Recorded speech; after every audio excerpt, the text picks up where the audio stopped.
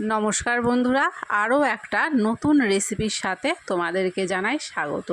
তো আজকে আমি বানাতে চলেছি ছোলার ডালের ডালমুট। তার জন্য দেখো এখানে আমি মেপে 250 গ্রাম ছোলার ডাল নিয়েছি।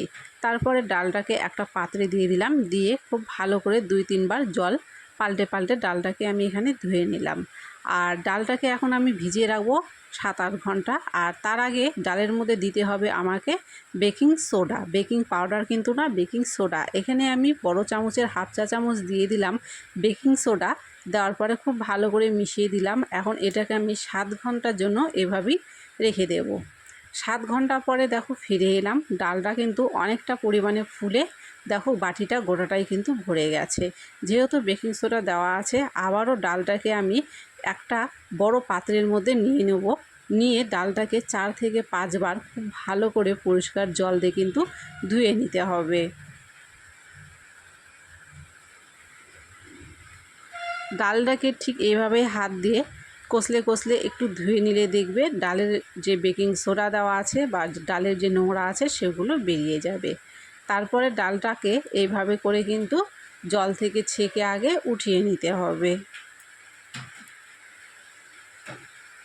সবটুকু ডাল আমি এখানে ধুয়ে পরিষ্কার করে নিয়েছি। তারপরে এখানে আমি একটা শুকনো পরিষ্কার কাপড় বিছিয়ে দিয়েছি। দিয়ে এর উপর দিয়ে দেখো ডালগুলো কিন্তু ঠিক এইভাবে আমি এখানে ছড়িয়ে দিচ্ছি। তোমরা চাইলে এইভাবে রেখে দিতে পারো 30 মিনিটের মতো, তাহলে দেখবে ডালের জলটা কিন্তু শুকিয়ে যাবে। তো আমি এখানে রেখে দিচ্ছি না, সাথে সাথে ওই কাপড়টা দিয়েই আমি কিন্তু এইভাবে হাত দিয়ে চেপে চেপে একটু মুছে দিচ্ছি। এইভাবে মুছে দিলেও কিন্তু দেখবে ডালের জলটা খুব সহজেই শুকিয়ে যাবে আর ডালটা কিন্তু একদম ঝরঝরে হয়ে যাবে।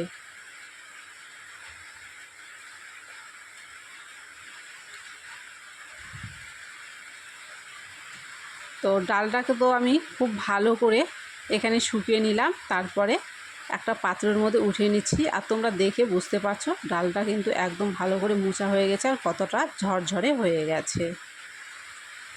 এখন কড়াইতে আমি দিয়ে দিলাম সাদা তেল। তেলটাকে খুব ভালো করে গরম করে নিয়েছি আর গ্যাসের ফ্লেমটাকে কিন্তু আমি হাইয়ে রেখেছি। তারপরে এখানে কিছুটা পরিমাণ ডাল আমি দিয়ে দিলাম। যেহেতু ডালগুলো ভেজানোর পরে ভারী হয়ে গিয়েছিল, প্রথমে ডালটা ছাড়ার পরে দেখবে ডালটা নিচের দিকে চলে যাচ্ছে আর এরকম উপরে কিন্তু বুদবুদ হতে থাকবে। ডালটা এভাবে নেড়েচেড়ে ভাজতে থাকবে। যখন ভাজা হয়ে যাবে দেখবে ডালগুলো নিজে থেকেই কিন্তু তেলের উপরে ভেসে উঠছে।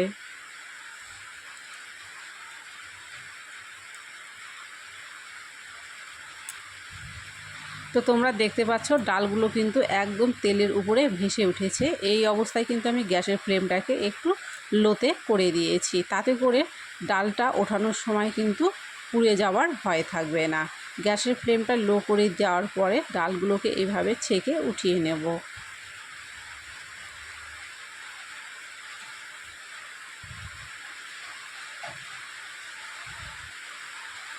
আবারও গ্যাসের ফ্লেমটা হাই করে দিয়ে আবারও কিছুটা পরিমাণ ডাল কিন্তু এইভাবে ছেড়ে দিয়ে ঠিক একই রকমভাবে কিন্তু ভেজে নেব।